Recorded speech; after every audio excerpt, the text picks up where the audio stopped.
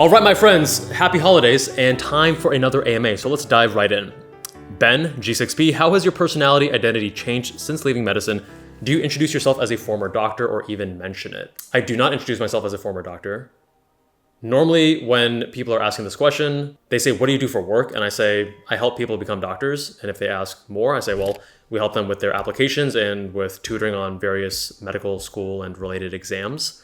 That's usually the extent of it. If I had to put a title on it, like when you're doing a talk or something and you have to have a bio, then we usually go with physician entrepreneur, because I think that shows that I'm an MD, I've trained, I've graduated med school, and I'm now doing entrepreneurship in a way that is related to that. Omer Bilal 4721, how do you know if you're working hard enough in life?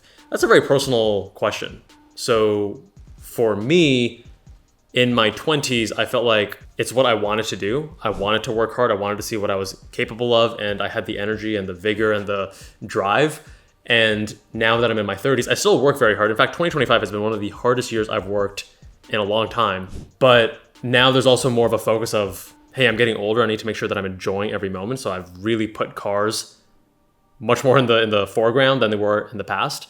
I spent a lot of time every month just driving cars, taking my car to the racetrack, making car content, things like that. So it is a very personal question depending on your goals. Like, what long-term, what do you want your life to look like? And are you willing to pay the price now to eventually get there? If you were to ask me like what I recommend for most people, or at least for myself, is that in your 20s, in my 20s, I'm very grateful that I pushed very hard. I was sometimes working 100-hour weeks or more, and it was challenging. I didn't always enjoy it, but it taught me a lot of skills, and it showed me what I was capable of, so that when I did face other setbacks or challenges or obstacles in the future, I could then think back to that and say, oh wow, I've done that before.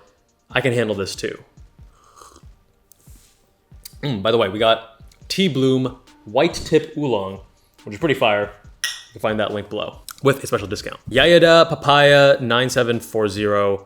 Do reconstructive plastic surgeons still make good money, or is the average salary of the field highly inflated from aesthetic practices? Great question, because when you look at the average salary reports for plastic surgery, like on Medscape, then of course that includes both aesthetic as well as reconstructive plastic surgeons. And what I would say is that on average, the reconstructive plastic surgeons make a little bit less, but have a higher floor. So you have a tighter clustering of compensation. Whereas when you look at aesthetic, there's a big spread, and you can make a lot more, but you can also make a lot less. So there is more risk involved with that, because if you're doing aesthetics, then it's fundamentally a cash-based practice. And what's your marketing like? You're running more of a business, and there's obviously risk that comes with that. And you can actually look up some data from public institutions, right? So University of California will publish all of the salary data for everyone it employs. And you can look people up, and you'll see that amongst plastic surgeons, and keep in mind, plastic surgery is not always clear-cut aesthetics or reconstructive. It's oftentimes a blend. And maybe a more senior or a higher ranking plastic surgeon, maybe they're the department chair and whatever else, they'll be maybe $800,000 per year. But then you look at the more junior people, and maybe they're closer to $400,000 per year. So one thing I was also reflecting on recently is how aesthetics and reconstructive, they have a lot of overlap, but they're so different. And I was pretty set on doing hand or microsurgery. Another question someone had recently asked me is if I would have ever done aesthetics, because I was pretty set on hand or micro back when I was in residency. And I don't think I could have, even though I love entrepreneurship, and like having a cash-based practice has entrepreneurship built in. But I think for me, and what you have to answer for yourself is what kind of impact do you have? And I think that if I was doing aesthetics, I wouldn't be fully satisfied with the type of impact I was having versus if I was doing reconstructive. Because when you're doing reconstructive, the type of work is also very complex, very challenging, on average, much more so than aesthetics. And I think the meaning you derive from that is also very different. King Shrek 123, favorite Formula One track and race. I'm filming this right after Qatar, and we're waiting for Abu Dhabi. This season has gotten so good at the end. My favorite track would have to be Suzuka. I actually went there last year, which was awesome, although the race was kind of boring. And I think I've loved it ever since I started playing Gran Turismo as a kid on my little PlayStation controller. I just love the flow of the track. I think it has this great rhythm to it. And as far as my favorite race of all time, that's hard to say. I mean, there's been a lot of great races over the years. I've been following Formula One since med school, and been following it much closer since leaving residency, just by having more time and more flexibility. And there've been a lot of good races since, right? Gilbert Tate 5265.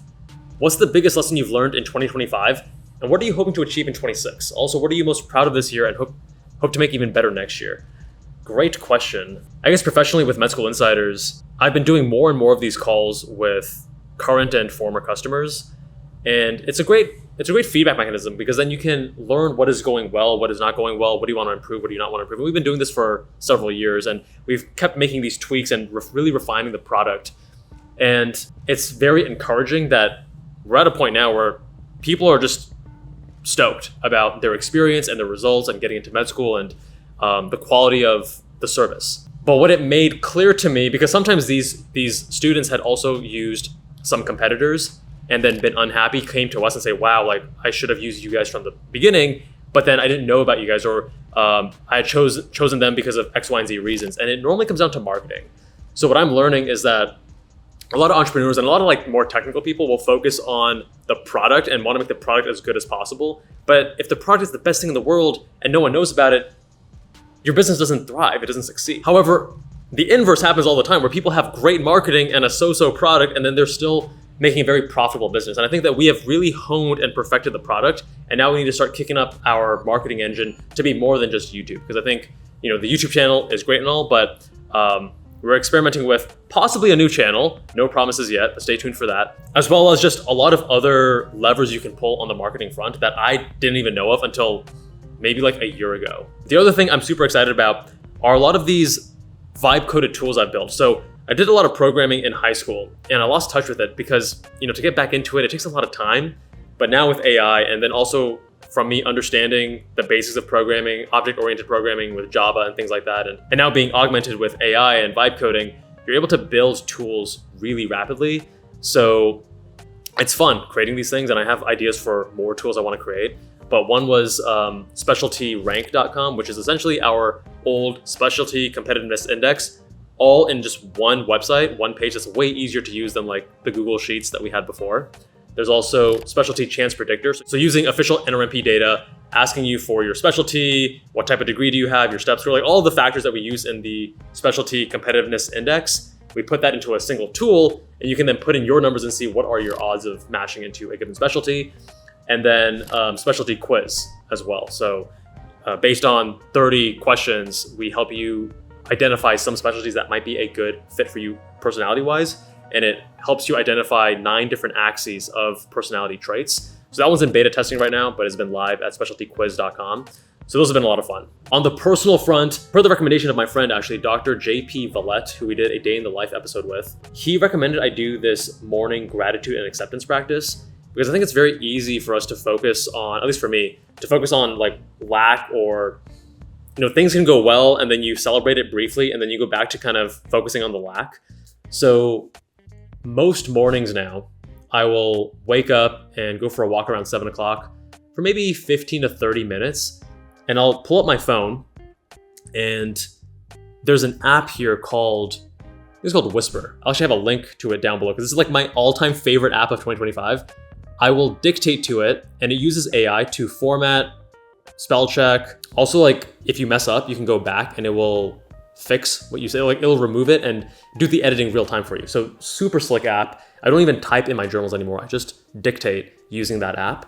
And I used to have a template. I'll put the template down in the description. It's like, what's not going well right now that I can be okay with, and how can I be okay with it? And 3 feelings in your body that you're grateful for. And there's all these prompts. I did that for the first couple months, but now I've transitioned to just freestyling it and just focusing on things I'm grateful for at the beginning. And then however that journal entry can evolve over the course of the walk is totally fine. And sometimes it ends with me focusing on planning in the future. Sometimes it focuses on me just staying in gratitude mode. But it gives me this beautiful start to the day that starts off on the right foot, because you're focusing on the positive, and that's been a big shift for me. And then the final thing would be with the Jubbal and Cars channel.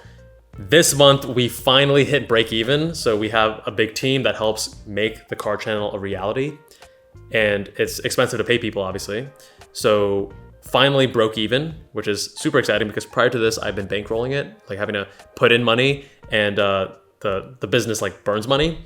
So that's pretty exciting. We've also been growing a lot on Instagram and YouTube this year, much more so than any year prior. And some new opportunities have arisen whereby while I've been traveling, I've stayed at some car themed or like racetrack related hotels and made content there. And being invited back to make more pieces of content and such is exciting. It's stuff that, you know, me 5 or 10 years ago could only have dreamed of. So very, very happy about that. Queen 5704, how to start a business. Is a great idea important or the execution? I would love to start a business, but don't have a particular business idea. How do I go about this? Thank you.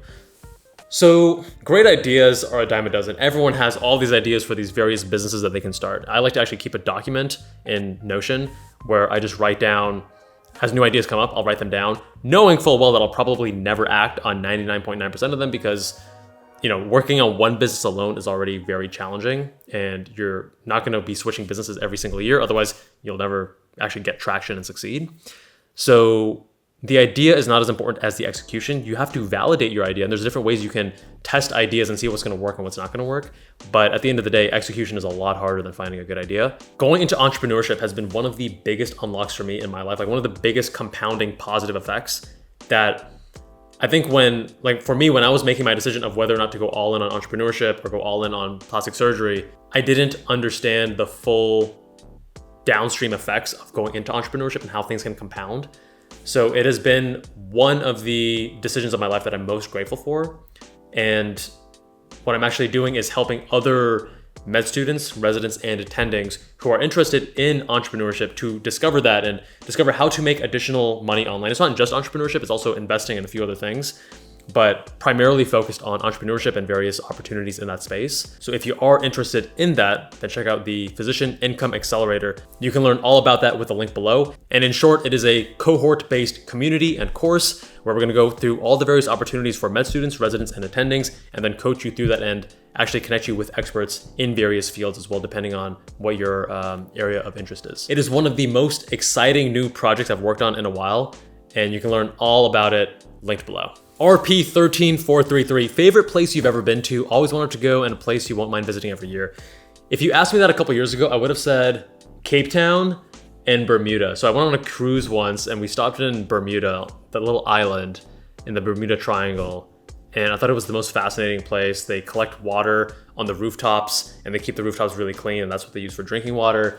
And I went spelunking there for the first time. It was such a unique experience, seeing all the shipwrecks too, because you can go on these little tours and they have like plexiglass bottoms in the boat so you can see things below you. And that's probably not a place that I would want to go to multiple times though. Maybe like once or twice, and then after that, there's not that much to do and see. The other place I would have said would be Cape Town, because I just have some fond memories driving a really cheap little rental car, and it was manual and there was no power steering, and I'm driving on the opposite side of the road, and it was just such a unique place with penguins and zebras and trying unique foods. Cool place, but man, it's so far to get to from North America that I've only been once and I don't have any plans to go back anytime soon.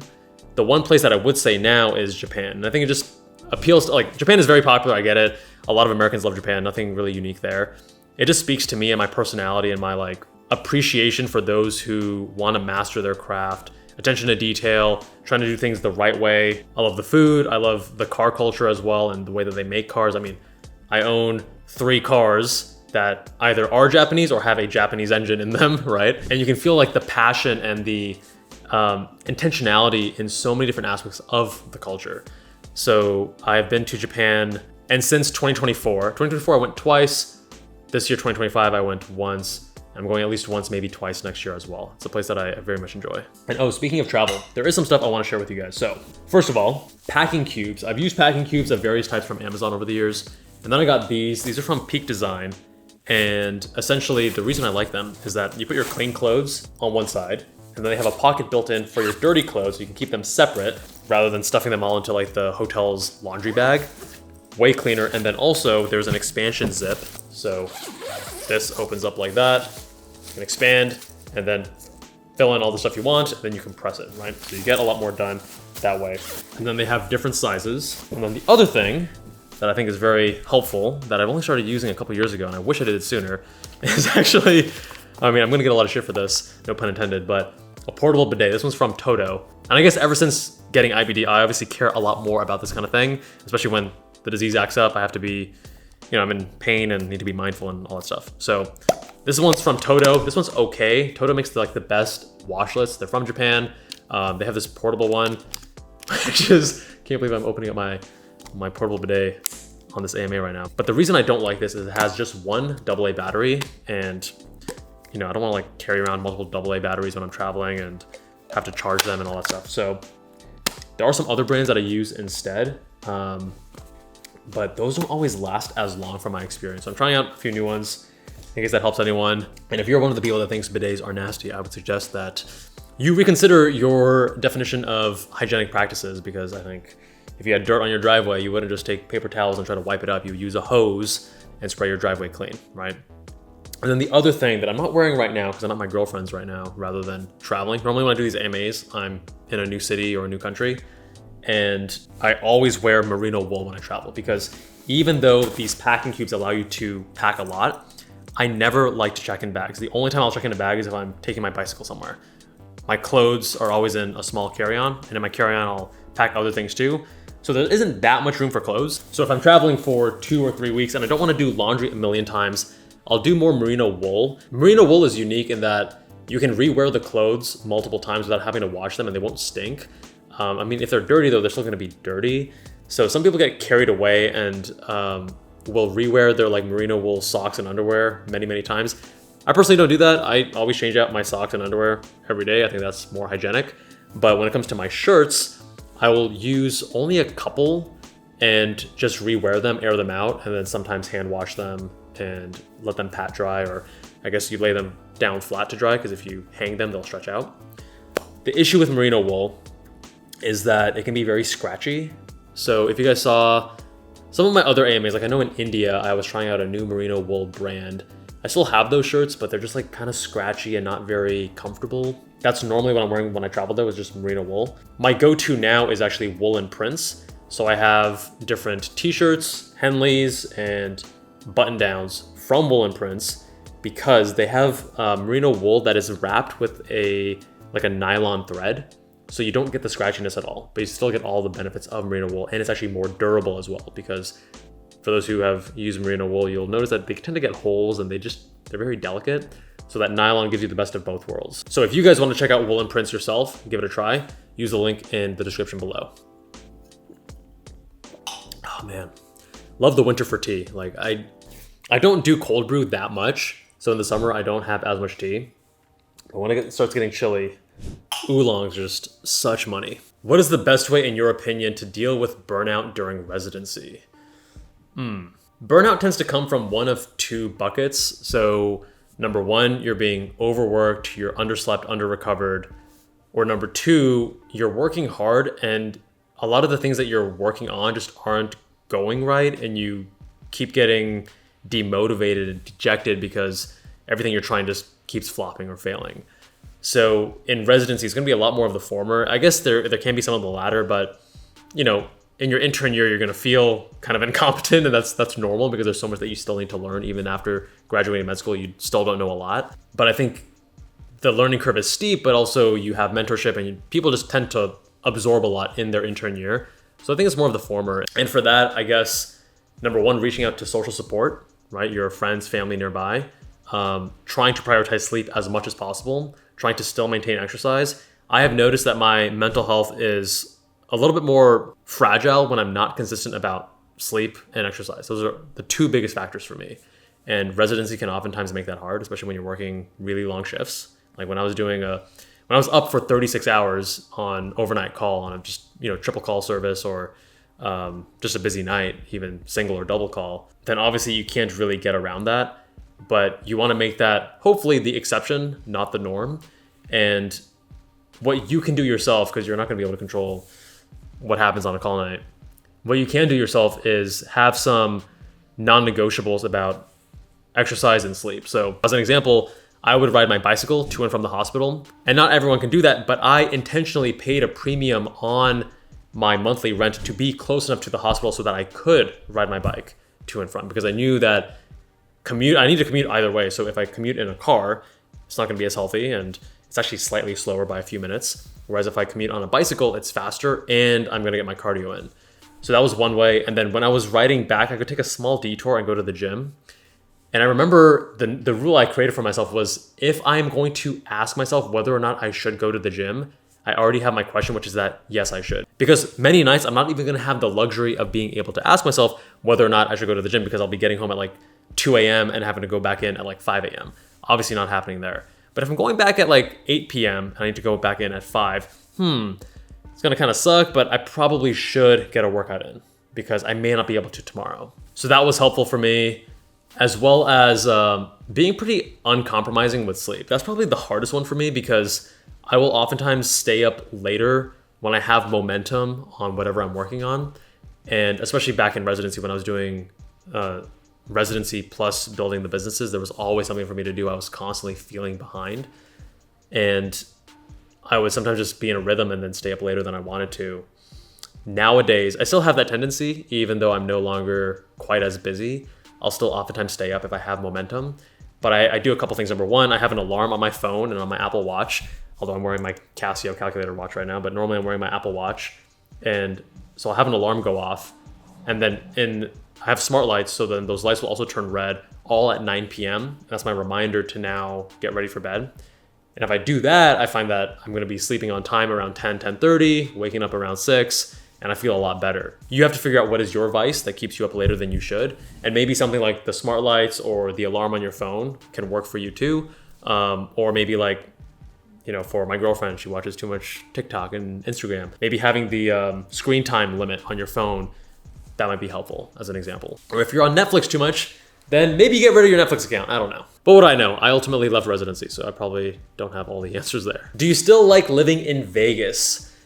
Vegas, with any place, it's a mixed bag. There's pros and cons to it. So really good food at more affordable prices. So it's like Los Angeles level of food quality, very tasty stuff, but cheaper than Los Angeles, which is very nice. Cheaper cost of living. Red Rock National Park is right there, super close by. And if you like cycling or hiking, then hard to beat. I've been there dozens and dozens of times on my bicycle. There's also some great racetracks not too far in Pahrump, like 45 minutes from Vegas, in case you care about that kind of thing, which I obviously do. But there have been some newer things that I'm not a big fan of that are more front and center recently. Obviously it's very hot and dry. It's a desert, right? But the dryness, I guess maybe because I'm getting older, is causing some I need to sleep with a humidifier nearby. Otherwise my nose gets really dry and itchy and just not pleasant. So I'll sleep every night now with a humidifier nearby. And the overall air quality is generally fine other than the humidity, because we're not having super frequent fires like certain other parts of the West Coast. But the low humidity is an issue. Your skin can also feel very dry, especially when it starts getting to the wintertime. And you'll moisturize 3 times a day and be like, what is going on? I'm using the hyaluronic acid, I'm using serums, I'm using moisturizer, my face still feels dry. So that's not fun. And I've just been paying more attention to a few different markers of air quality. One of them is actually CO2. So I got this device, it's called an Aranet 4, and it just runs on 2 AA batteries. And I think it has a e-ink display similar to Kindle, and it'll refresh every minute or two. And it'll show you some key factors about the air quality. So I'll just take it around with me and see how low the humidity is in my house and elsewhere in Vegas. And the interesting thing is CO2, because that's one that I don't think that we're focusing on enough now. I think we're a bit early to it. In future years, I'm confident that people are going to care a lot more about this, because when the CO2 is too high, let's say over 1,000, then you will be sluggish and mentally not as sharp. When you go on an airplane, it just spikes up to multiple thousands, 2,000 plus, which is very concerning, right? And even though they have the vents, so many people in this tight fuselage, they're all generating so much CO2, which is partially why you may feel sleepy when you get on a plane. I know that I do whenever I sit down. Also, planes are very dry, as the Aranet 4 has also taught me. And it's also helped me, I guess, when I get in the car to not have recirculate on as frequently, because then you're just recirculating all the CO2. And again, that's going to be rising 1,400, 1,500, 1,600, and you're going to be feeling sluggish. So we'll generally be having fresh air coming into the car more frequently now, or have the windows down more frequently to reset things. And anyways, I find it a lot of fun and very useful and actionable. I've also been sleeping with it in the bedroom on the nightstand, and you'll just see the CO2 linearly just increasing over the night until you get up and open the doors and open the windows and whatnot. So prompted me to now open the window when the weather tolerates it, and also run the air conditioning or AC or fans to get more air circulation to combat that a little bit. So if you guys want to check it out, use the link in the description below. Is AI prepared for the patient history that changes 5 times in as many minutes? I think AI is going to be able to deal with the inconsistent patient histories better than humans can, because it'll be able to spend more time with each patient and really drill down and get more accurate data. And if there is conflicting stuff, then it can ask clarifying questions in a way that humans can be more imperfect at. So I actually think that this would be a huge benefit to AI that humans would be struggling with. Blicky Clutch, I'd like to know what would be the best course of action for someone who's currently in med school and has to take into account all the changing scenarios. Should one go for certain specialties? Is there something one can do regardless of the specialty they desire to continue in medicine? Are there tools we should be getting used to that are on the rise? Really great questions here. I feel like this is probably too in-depth for me to answer on an AMA, but something that we can address in future videos. I've already covered some specialties that I think are going to be higher versus lower risk in terms of AI encroachment and displacement, because oftentimes people are going to be focusing on, oh, AI is first going to replace these other easier jobs first. Well, not necessarily, because incentives, companies that are going to be making these AI tools have a lot more money to gain and therefore stronger incentives to go after medicine. So that's one thing to keep in mind. And then also, it's not about completely replacing doctors, but augmenting them.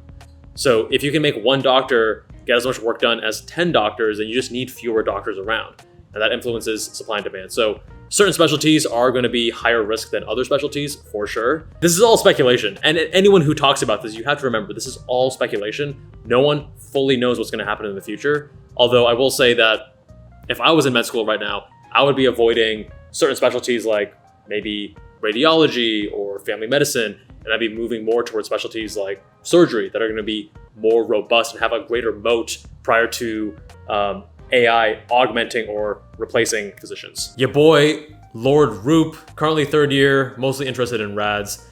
I'm of the mindset that AI in its current state is not replacing doctors anytime soon, and can hopefully help deal with the crazy volume in RADs. Am I foolish in viewing it like this, or should I seriously reconsider applying to RADs? I can see both sides. I think your perspective makes sense, and the big unknown is how long and by what magnitude will AI augment radiologists to then decrease demand and help them, catch up on the crazy volume. And then the other side says, well, in the next 10 or 20 years, your peak earning years as a radiologist, isn't it high likelihood that this would impact your career? And if so, does it make sense to consider something else? So I don't know, risk tolerance, belief in what AI will do in the future for certain specialties like radiology.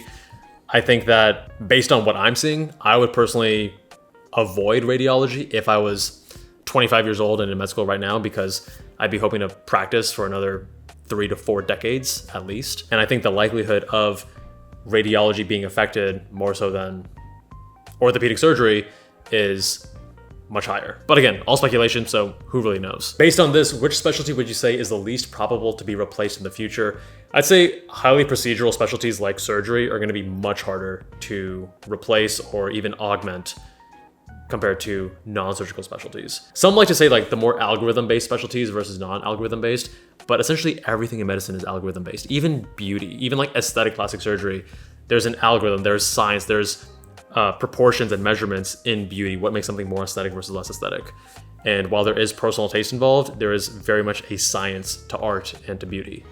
So I think that medicine overall is much more algorithmic than a lot of people like to admit.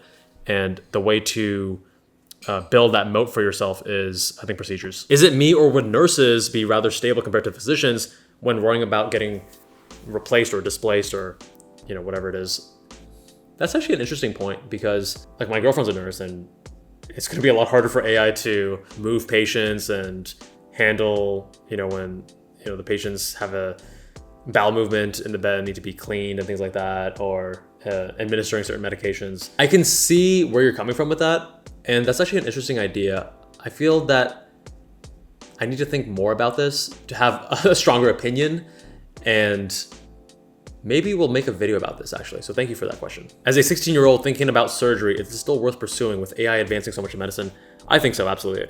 Surgery, again, is going to be the most resistant to AI encroachment and augmenting physicians to then displace. Because I think people will sometimes strawman the argument to say, well, AI can't replace doctors for these reasons. Okay, see what you're saying there?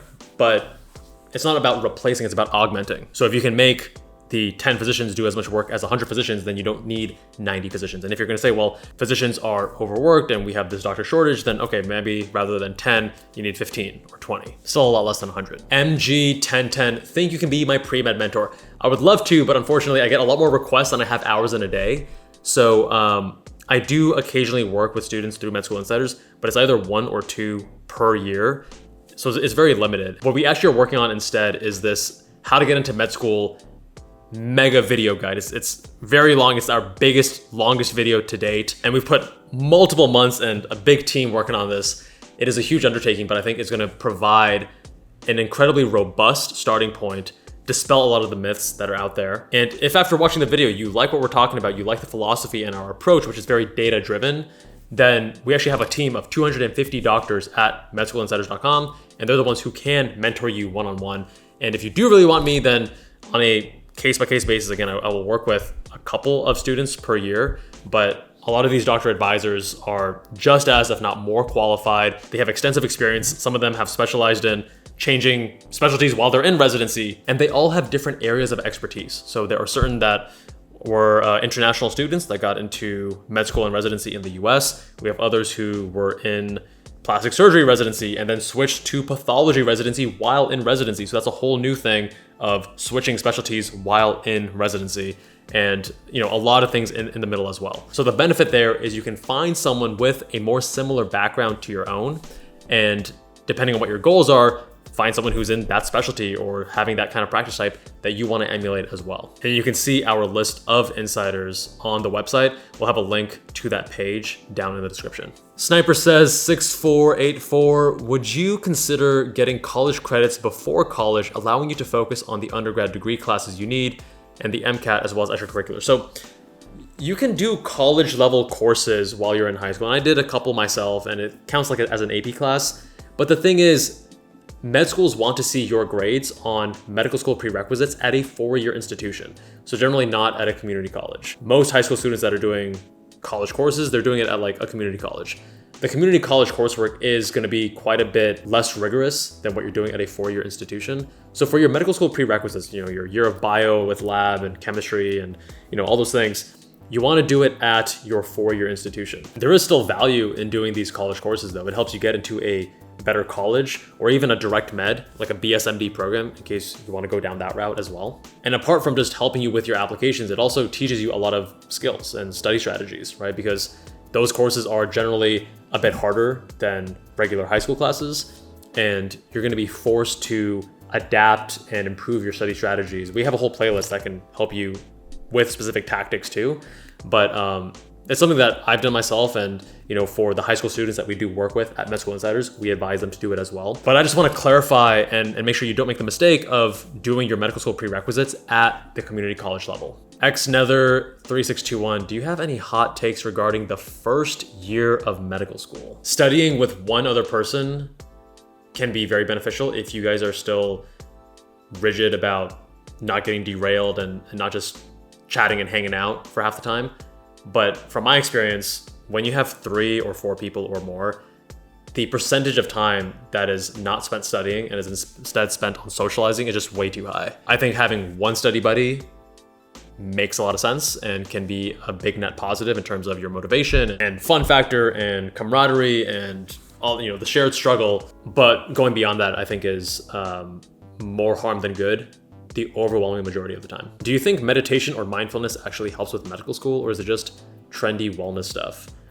There's a lot of data about mindfulness meditation, and I think a lot of people say that they meditate, but then they oftentimes don't, or at least they don't do it as frequently as they say they do. I've had times where I was on and off with it, and I think when I was most consistent was during med school and residency, because I found it to be helpful, not just with like happiness and sleep and yada yada, but just with stress management. There's times in med school, also depending on your specialty, that you're doing away rotations on and things like that. But there are times when you are really pushed hard. You may be laying in bed, at least for me, I can remember times when I was laying in bed just tired but wired because it was go, go, go, go, go. And then when it came time to sleep, you can't sleep because you're just like, wow, I'm exhausted, but I can feel the cortisol and maybe even a bit of adrenaline right now.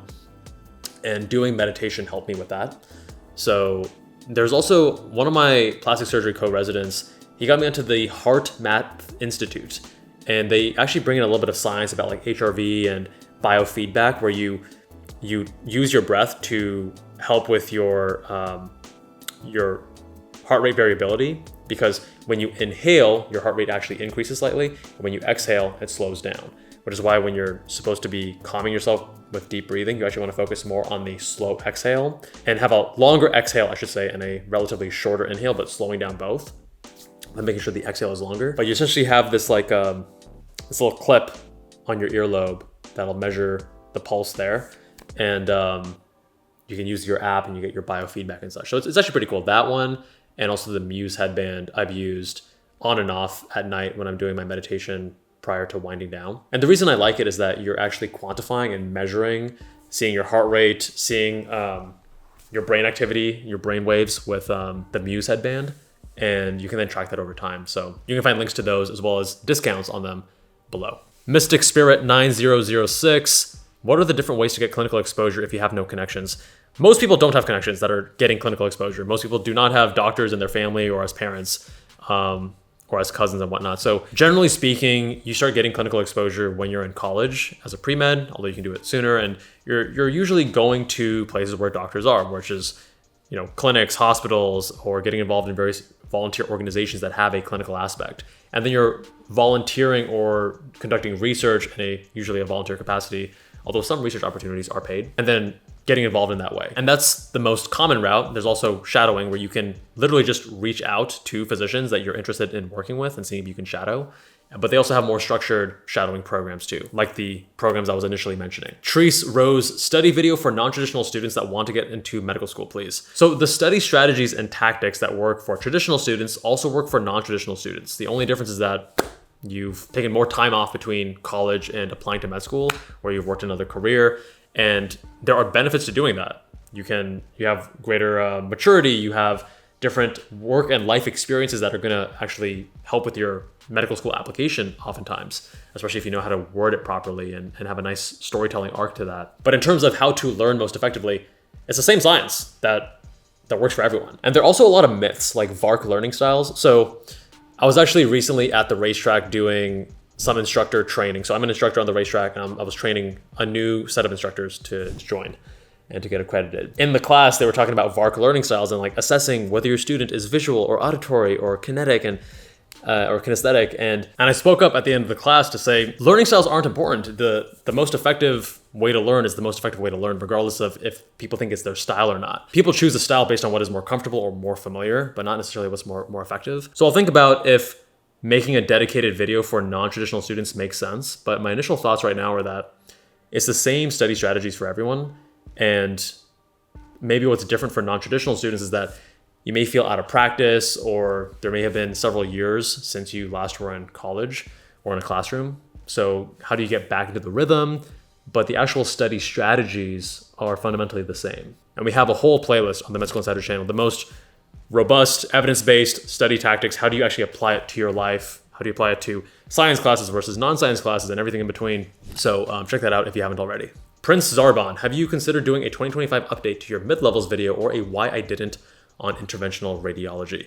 So interventional radiology, I think we've done an episode. So for mid-levels, I don't think we need a new update right now. I think the last video is still highly applicable, highly relevant, and I don't think anything has changed recently. Why I didn't on interventional radiology. I know I did a why I didn't radiology, and maybe I was focused more on diagnostic rads. I'll add interventional radiology to the list because it is more procedural, and I think that would make sense as its own video. But check out the why I didn't radiology video as well, because that's probably going to have a lot of overlap with interventional rads. Aragorn King 9089, is it reasonable to apply for an MD PhD program with the current state of things? I think so. I mean, there's a lot of uncertainty and a lot of weird stuff happening policy change wise with education, higher education right now. But MD PhD, In one notable way, actually makes more sense because a lot of these MSTP programs specifically will give you a stipend, and you're, what is it, like $35,000 per year? Maybe a bit more now because I'm thinking of older numbers pre-inflation. But given some upcoming changes to student loans, having a stipend rather than having to take out multiple six figures in student loans is actually makes for a more compelling argument. How do you make sure you don't burn out when you're working on so many different projects? Work on projects that energize you, and make sure you focus on recovery and rest. I am oftentimes told by people close to me that when I feel sick and when my health is rocky, I'm pretty bad at slowing down, not just on the work side, which I don't think is that big of a deal, because like when I'm working, I'm just like sitting at a computer. So if I'm sitting at a desk versus laying on a couch and working, I don't think that's going to really influence my recovery as much. I think what is more relevant though is making sure I make more time for sleep when I'm not doing well, and not pushing as hard in the gym. And there's times when like I'll be getting sick and I'm like, oh, I think I can still work out. And then by working out, I might be making things worse. So dialing it back. Actually, I got food poisoning and then my IBD flared up, and it was a really rough first half of November this year. And then I had a pretty bad foot injury. Not a good time at all. And I actually there was a 2-week period where I only had like 2 or 3 light workouts. And, normally I'm the kind of person that's like, okay, I got to work out at least 3 to 4 times strength training, and then at least, 4 to 6 times cycling per week. So doing that was a big shift. When I got back to exercising after those 2 weeks with greater intensity and regularity, my mental health, I was just like, yes, this is what I need. But the other thing is actually focusing on sleep. And I have all these sleep playlists and all these sleep videos that go over that. Another big thing has been 8 Sleep. I sleep the best at my house, where I have my 8 Sleep pod cover, and I have temperature regulation and also a mattress, a Tempur-Pedic that I really like. And the 8 Sleep has been an absolute game changer, because I normally first get into bed, feel too hot, and then later in the night I can feel too cold, and I can tweak the temperature in just the right way so that I stay asleep the whole night and I don't have to get up and adjust my blankets and comforters and things like that. So if you guys are interested, you can get a discount for 8 Sleep, link below. And if you do end up buying an 8 Sleep cover, I hope you find it as useful as I have. And if you use my link, then thank you very much. This channel, as some of you guys may know, it's more of a passion project, right? Med School Insiders is the main business channel. This channel, and it doesn't necessarily make enough money to cover its own expenses for creating the content. So, I will mention products that I use and that I like, and I'll have affiliate links. And if you guys use them, the channel gets a kickback, which helps it be more sustainable. So if you use our links, then thank you very much. And don't worry, I'll only tell you stuff that I actually use and can vouch for myself because I've enjoyed using it. What are your thoughts on the Department of Education's new classification on professional degrees for nurses, NP, CRNAs, etc. are now non-professional degrees, and how will that impact healthcare going forward? Awesome question. This has been a big deal, especially when it comes to tuition and such and loans. We're going to be covering that in a dedicated video, so stay tuned. Is the demand of IMGs going to increase or decrease in the next 10 years? And if increased, then why are they making it so difficult, and the immigration issues? So many states now are actually making it easier for IMGs to practice here without having to redo their residency. So that is making it easier. In terms of immigration issues right now, US policy it's like a pendulum. It swings one way and then the other. And depending on who's in power, whether it's the left or the right, you have different policies in place. So I would not say that the way things are trending right now, or the way that things are right now, is the way that it's always going to be. I think that things kind of swing and then they average out to someplace in the middle. Also, in terms of demand for IMGs, there is a physician shortage in rural areas, not so much metropolitan areas, the places that a lot of people are wanting to live and work. When you say demand for IMGs, I guess the demand is for IMGs to come to rural areas, but then how do you keep them there, and are they going to stay there, or are they going to work there briefly and then move to a place that does not have as much of a shortage? So I'm not sure what you're talking about with the demand of IMGs necessarily, because the demand of physicians in rural areas is there, but yeah, not quite sure what you mean by that. Thoughts on US MD schools in Puerto Rico, geographically in the Caribbean, but are US MD and easier to get into? I'm Latino, native Spanish speaker, and considering adding a couple in for the cycle, would it be a good idea? Yeah, I think absolutely. The main things would be like, first of all, you need to be fluent in Spanish, and you are, so that's the big thing, really. They're LCME accredited, So you don't have to worry about that. These are not the same as the other Caribbean schools, the ones that are not in Puerto Rico, because Puerto Rico is a US territory. They're classified and under the same accrediting body as US schools. But yes, it is a lot easier to get in. You gotta be Spanish speaking.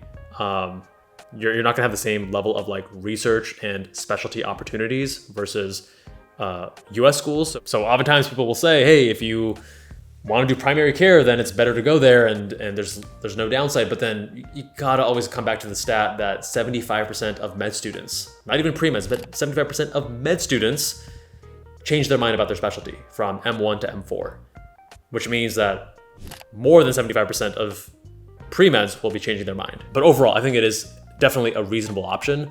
Just be mindful that getting into mainland US MD schools is going to be the best option and keep the most doors open, regardless of whether you change your mind or not about whatever kind of future specialty or future practice you want to have. Would it be reasonable to expect residency programs to make more IMG spots?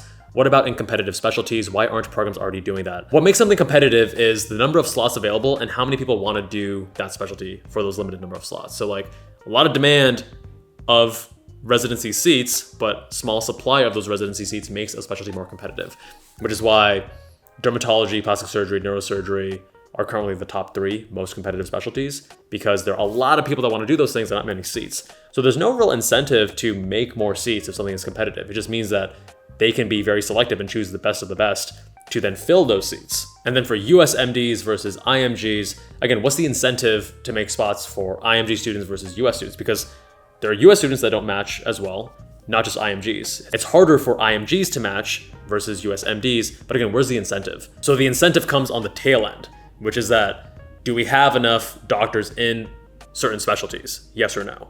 And then from there, you can see how many residency slots you need, how much funding is the US government giving to those hospitals for residency training. It works from the tail end forward, not from, hey, how many med students want to be this kind of doctor, therefore we need to open more slots. But if you do want to see how specialties rank in terms of competitiveness and your own odds, there are 2 tools you should check out.